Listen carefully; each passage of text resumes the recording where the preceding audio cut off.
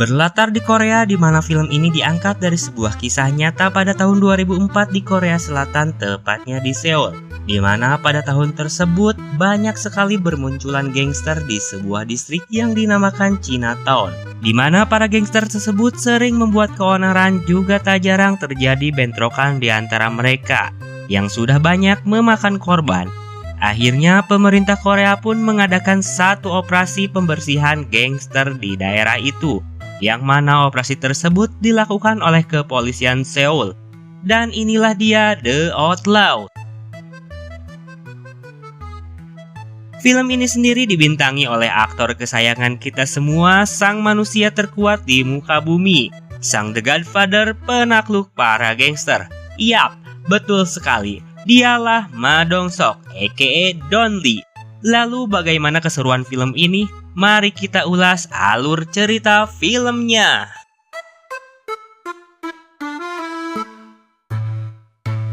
Di awal film kita diperlihatkan dua orang yang sedang gelut, di mana kedua orang tersebut adalah anggota gangster yang ada di sana. Mereka pun sudah bersiap-siap akan saling tusuk-menusuk dengan pisau. Lalu datang seseorang dengan lempengnya menghampiri mereka tanpa rasa keeng. Yap, betul, dialah aktor utama kita. Kita sebut saja namanya Abdul di film ini. Kemudian dengan santainya Abdul memiteskan tangan salah satu dari mereka hingga membuat salah seorang lagi murungkut ketakutan dan secara sukarela memberikan pisaunya pada Abdul.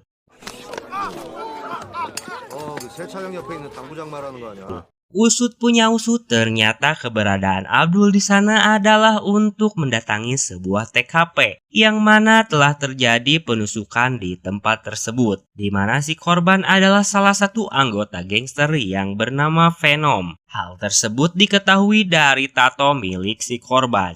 Abdul dan anggota polisi yang lain pun segera berangkat ke markas geng Venom. Di tempat lain, yaitu di markas geng Venom, kita diperlihatkan ketua geng tersebut.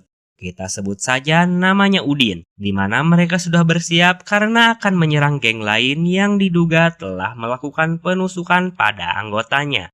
Saat mereka akan berangkat, Abdul pun datang untuk menghentikan mereka. Namun ada seorang dari mereka yang belal-belel pada Abdul. Abdul pun langsung menampilinya sampai si bebanguk itu tisungkruk.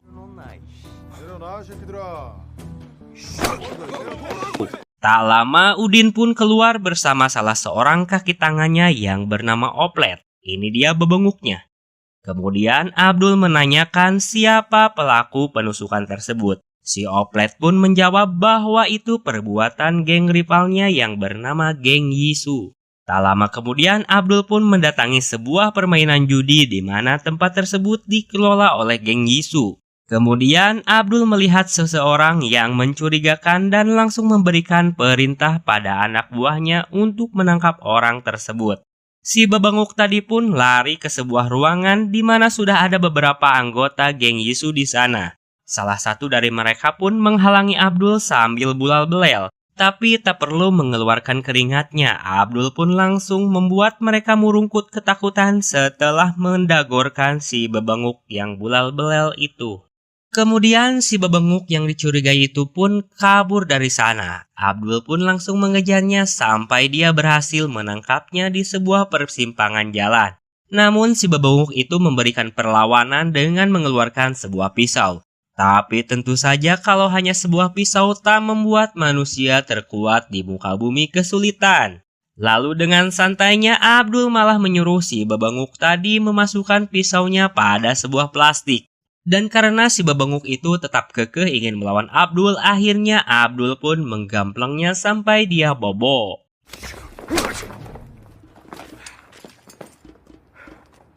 Di tempat lain, di sebuah pembuangan sampah kita diperlihatkan geng imigran dari Cina, yang mana diketahui oleh Ucok. Ini dia bebenguknya. Dengan kedua anggotanya kita sebut saja namanya Odang dan Oding. Diketahui geng tersebut merangkap sebagai Kosipa.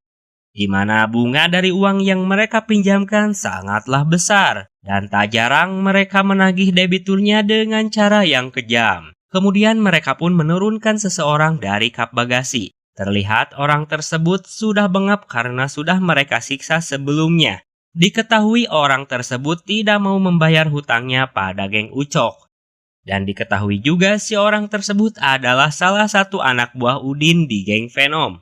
Ucok pun menyuruh orang tersebut untuk menelpon bosnya supaya mau membayar hutang orang tersebut. Namun ternyata teleponnya tidak Udin angkat dan karenanya Odang pun menggeprek salah satu tangannya dengan palu. Kembali lagi pada Abdul yang sedang menginterogasi si tersangka penusukan. Abdul pun marah-marah karena tidak mendapatkan informasi dari si tersangka. Si bebenguk itu pun dihajar agar mau bicara. Tak lama kemudian atasan Abdul datang sambil marah-marah karena kinerja Abdul dan timnya sangat lambat. Sehingga membuat kepolisian pusat mulai meragukan kinerja mereka dalam mengatasi pergerakan para gangster. Setelah itu Abdul segera menemui ketua geng Yisu. Kita sebut saja dia Ucok.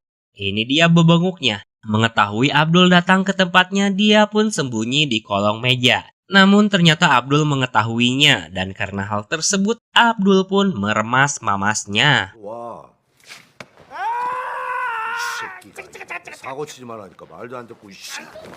Kemudian Abdul mempertemukan kedua gangster tersebut untuk didamaikan. Walaupun awalnya menolak, tapi setelah Abdul mengeluarkan haki rajanya, kedua gangster tersebut pun mau bersalaman dan berhasil didamaikan. Setelah berdamai dengan Ucup, Udin mengangkat sebuah telepon yang ternyata telepon tersebut berasal dari Ucok. Udin pun segera menemui Ucok. Saat Ucok meminta Udin membayar hutang anak buahnya, Udin pun malah bulal belel di hadapan Ucok. Dan alhasil inilah yang terjadi.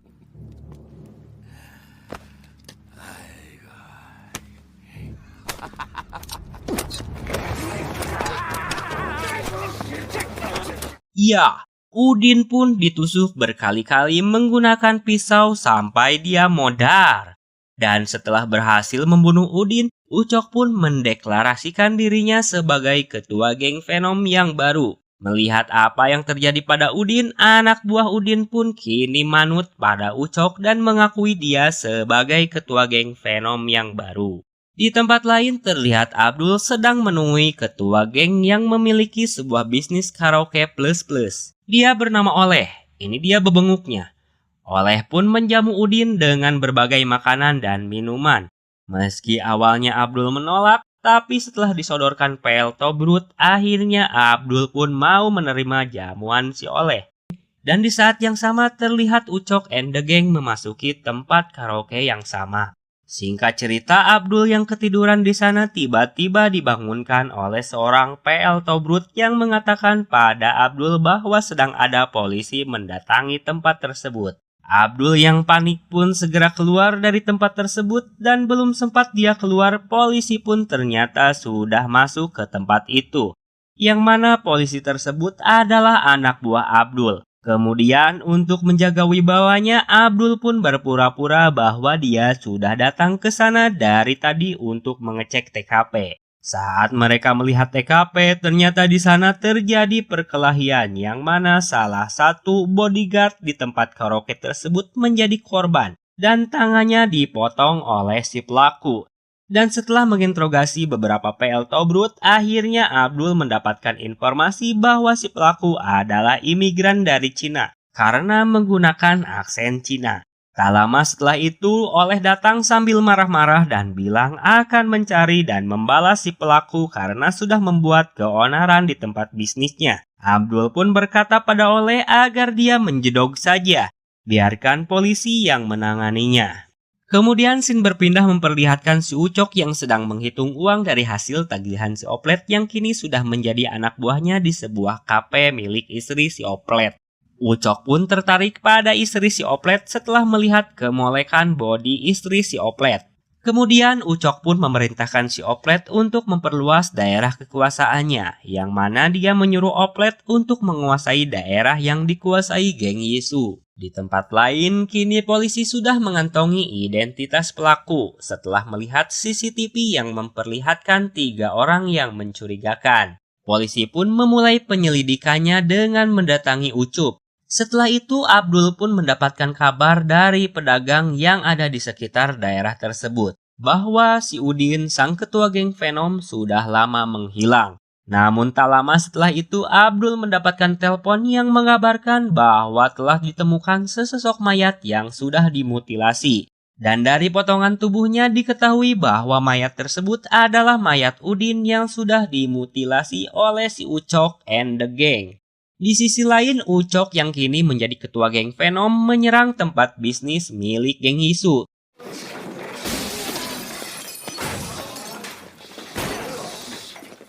Tak lama kemudian, Ucup datang dan secara gentle menemui Ucok untuk bicara 4 mata.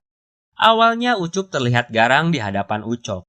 Namun setelah mendengar bahwa anak buahnya sudah babak belur dihajar anak buah Ucok, nyali Ucup pun akhirnya ciut dan dengan terpaksa akhirnya dia menyerahkan bisnis game judi miliknya. Setelah berhasil menguasai bisnis milik Ucup, Oplet ditemani Odang dan Oding mendatangi sebuah tempat karaoke. Mereka pun memeras pemilik tempat karaoke itu dengan meminta uang keamanan padanya. Karena si pemilik keamanan tidak mau membayar, akhirnya si Odang pun melakukan hal ini padanya.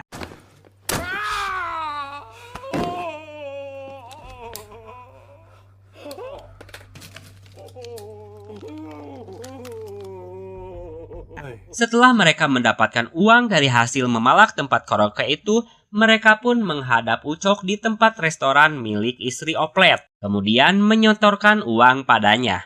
Si Ucok pun memberikan sebagian uang tersebut pada mereka dan menyuruh mereka bersenang-senang dengan uang itu. Setelah mereka pergi, Ucok pun meminta istri Oplet untuk menemaninya minum. Namun di sini Ucok yang sejak awal sudah tertarik pada istri Oplet, akhirnya mengencrit istri Oplet secara paksa. Yang mana Oplet ternyata masih berada di luar dan hanya bisa mendengarkan pengenceritan tersebut. Apalah daya, kini Oplet tidak bisa melawan bosnya yang psycho. Karena kalau Oplet melawan, sudah pasti nyawanya menghilang. Polisi pun kini sudah melakukan otopsi pada tubuh Udin. Setelah itu, Abdul pun membawa anak buahnya ke sebuah restoran untuk makan-makan setelah lelah bekerja. Yang mana di sana juga ada Ucok bersama Odang dan Oding. Setelah melihat mereka, Abdul pun refleks menyuruh anak buahnya agar bersiap untuk mengepung trio barbar tersebut. Namun kemudian Ucok berdiri dari tempat duduknya dan beranjak pergi ke belakang. Seorang polisi pun ditugaskan untuk mengikuti Ucok. Namun setelah diikuti, ternyata Ucok sudah tahu bahwa para polisi akan menangkap mereka. Si polisi itu pun disiram minyak panas oleh Ucok sampai akhirnya terjadi keributan.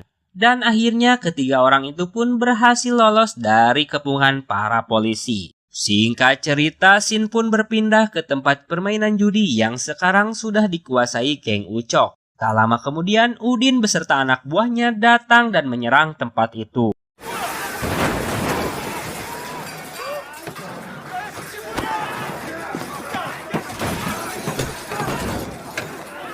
Keesokan harinya, Odang dan Oding yang marah ingin membalaskan hal tersebut pada Udin dan anak buahnya dengan mendatangi mereka di markasnya. Namun ternyata Udin sudah punya rencana.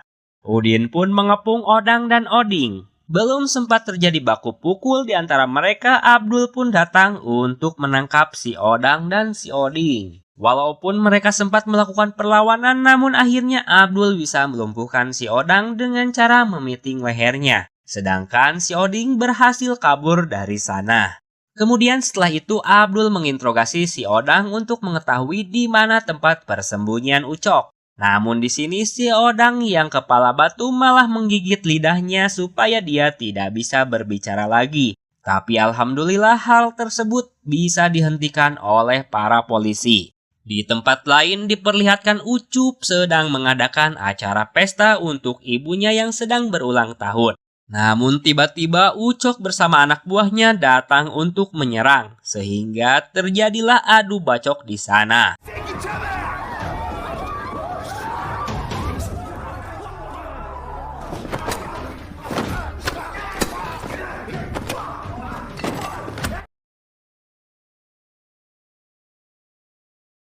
Walaupun Ucup bisa memberikan perlawanan pada Ucok, namun akhirnya Ucup kewalahan dan berhasil ditikam oleh Ucok sampai Ucup pun modar.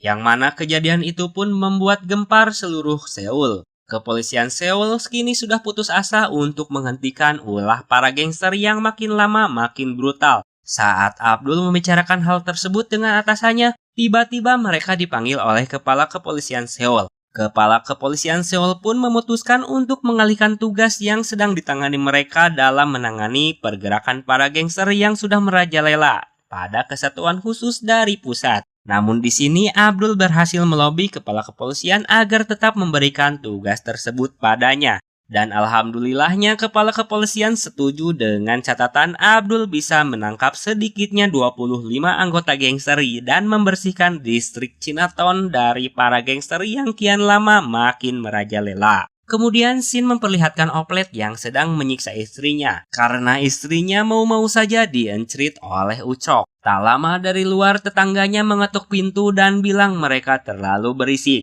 Namun setelah Oplet membuka pintu ternyata itu adalah anak buah Oleh yang datang ke sana untuk menangkap Oplet.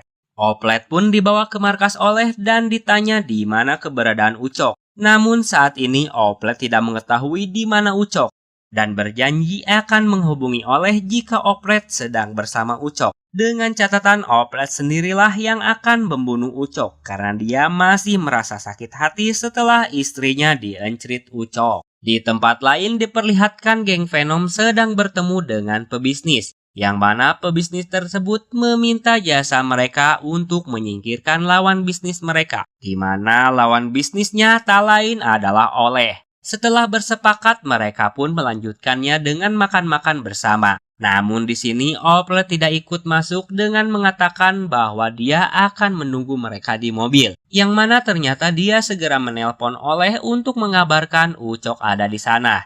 Dan tak perlu menunggu lama, anak buah Oleh pun langsung datang ke sana untuk menyerang Ucok. Sehingga terjadilah baku pukul di antara mereka.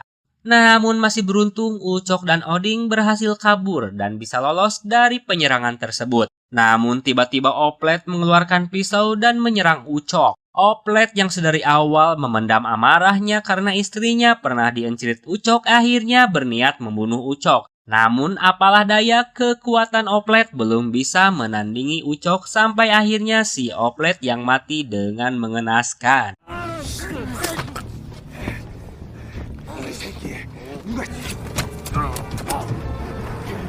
Kembali ke Abdul. Untuk menangkap para gangster yang sering membuat onar di distrik Chinatown, para polisi pun meminta bantuan para pedagang di sana mengawasi pergerakan para gangster. Awalnya para pedagang tidak mau melakukannya karena takut. Lalu di tengah-tengah mereka ada seorang anak kecil yang meyakinkan mereka. Si anak itu pun mengatakan bahwa dia sudah tidak mau hidup dengan melihat penusukan dan kriminal setiap harinya. Dia ingin tempat dia tinggal aman dan tentram. Mendengar itu, para pedagang pun sadar dan bersedia membantu Abdul.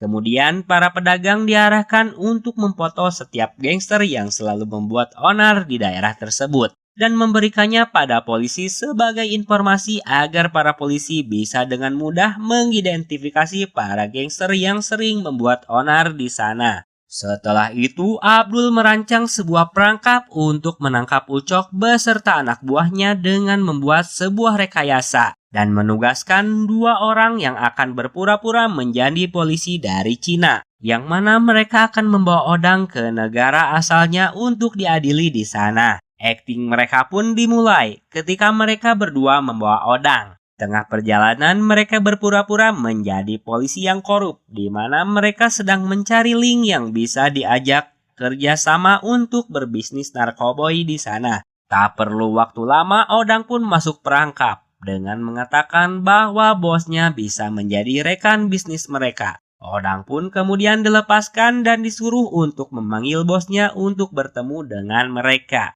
Setelah dilepaskan, Odang pun langsung menemui Ucok untuk mengabarkan hal tersebut pada Ucok. Awalnya Ucok tidak percaya dan mencurigai hal itu adalah strategi polisi untuk menangkapnya. Namun setelah Odang mengeluarkan narkoba yang sebelumnya diberikan para polisi yang berakting itu, Ucok pun kini mempercayainya. Setelah itu Odang pun menelpon para polisi yang berakting tadi dan membuat janji untuk melakukan pertemuan. Polisi pun sudah bersiap untuk menggerebek Ucok dan anak buahnya saat pertemuan itu berlangsung. Namun ternyata Ucok tidak mudah untuk dijebak. Ternyata saat digerebek Ucok tidak ada di sana. Ternyata dia sudah punya rencana lain. Di saat yang sama ternyata Ucok sudah berada di tempat lain, yaitu di markasnya Oleh untuk menyerang dan membunuh Oleh. Polisi pun terkecoh oleh Ucok. Setelah mengetahui penyerangan tersebut, Oleh pun kabur dari tempatnya. Namun Ucok tetap mengejar sampai akhirnya Ucok berhasil menangkapnya dan akan membunuhnya. Namun beruntung hal itu bisa dihentikan karena ada polisi lalu lintas dan salah seorang anak buah Abdul yang sedang berada di sana. Anak buah Abdul itu pun segera menelpon Abdul untuk mengabarkannya. Lalu Abdul menyuruhnya untuk mengikuti Ucok. Anak buah Abdul pun berhasil mengikuti Ucok ke tempat persembunyiannya. Terlihat Ucok yang sudah bersiap-siap karena akan kabur dari Korea. Melihat Ucok yang sudah bersiap pergi dari sana, anak buah Abdul pun berusaha menghentikannya, namun tiba-tiba... Ya, Abdul pun ternyata sampai di sana dan menabrak mobil si Ucok. Kemudian Abdul pun berhasil menangkap si Oding. Namun Ucok masih bisa kabur dari sana. Di tengah pelariannya, Ucok sempat bersembunyi di restoran tempat si anak yang sebelumnya berhasil meyakinkan semua pedagang. Melihat Ucok datang, si kakek pun menyuruh si anak sembunyi. Dan sial bagi si kakek, Ucok pun naik pitam setelah melihat sebuah foto ketika dia sedang menelpon. Akhirnya dia mengetahui bahwa para pedagang sudah bekerja sama dengan polisi untuk mengawasinya. Ucok yang tersulut emosinya langsung membunuh si kakek dan menemukan si anak yang sedang bersembunyi. Abdul yang masih mengejar Ucok pun berhenti di restoran karena melihat kaca restoran pecah. Ketika Abdul masuk, ternyata si anak itu sudah bersimbah darah. Abdul pun panik dan langsung menelpon ambulans. Saat akan dibawa ke rumah sakit, si anak sempat mengatakan pada Abdul bahwa Ucok sedang pergi ke bandara dan hendak melarikan diri ke Cina. Singkat cerita, saat Ucok sedang bersih-bersih di bandara, dia kedatangan Abdul yang terus mengejarnya. Sehingga pertarungan di antara mereka pun tidak dapat terhindarkan lagi.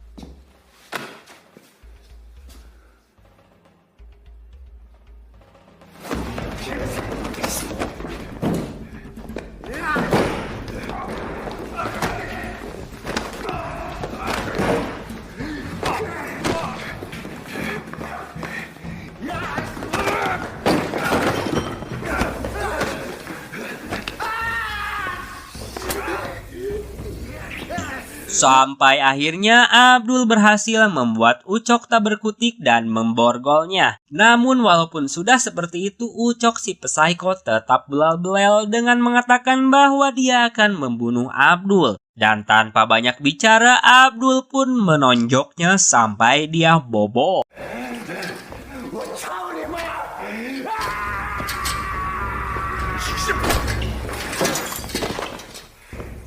Di akhir film, polisi pun mendapatkan penghargaan karena berhasil menangkap 30 orang anggota gangster yang mana hal tersebut merupakan pencapaian polisi paling tinggi pada saat itu. Dan film pun tamat. Sungguh ending yang mengabdulkan.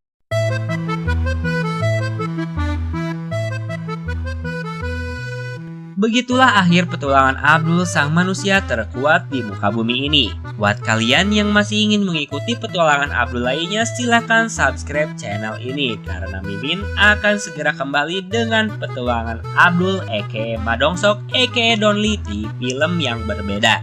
Akhirnya Mimin dan seluruh kru yang berjumlah 521.000 orang harus pamit. Sampai bertemu di konten selanjutnya. Bye-bye!